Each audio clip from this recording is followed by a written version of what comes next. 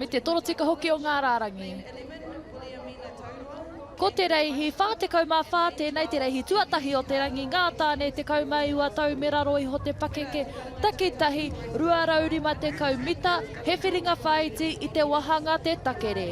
Kei te aratua toru, te wharekura o Maniapoto, te Kuiti High School kei te aratua whā, te kura o ngā ruahinerangi kei te aratua rima, Tauponui Atia College kei te aratua ono, te kura tuarua o Rāhui Pōkeka, Opononi Area School, me te kura kaupapa Māori o te Orini kei te aratua iwa.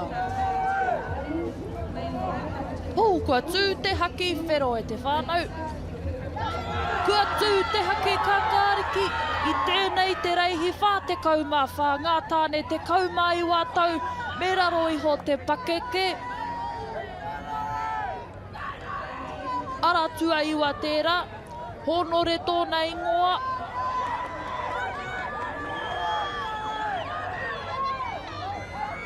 Tauponui Atia College. Taku mōhio ko te aratua whitu pēa e ārahi ana. Te kura tuarua o Rāhui Pōkeka, ko te aratua ono ke Tauponui Atia College.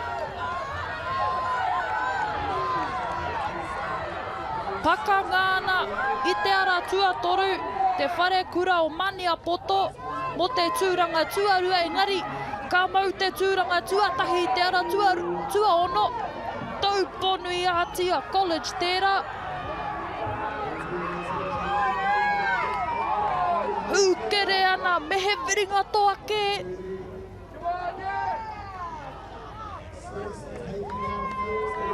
Ko te aratua ono ka tuatahi mai, kakahihi pai whakanui tana kura, kātahi ko te aratua toru, nā wai ko te aratua whitu.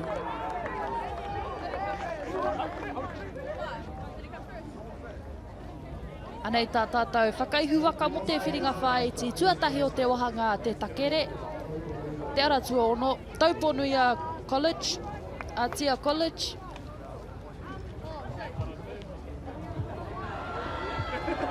Nei te tōaitanga e te whānau. Ko te aratua whā me te aratua ono i te arahi te timatanga, kia tai ki te haurua, ko te aratua ono e hūkere ana, matangirua ana.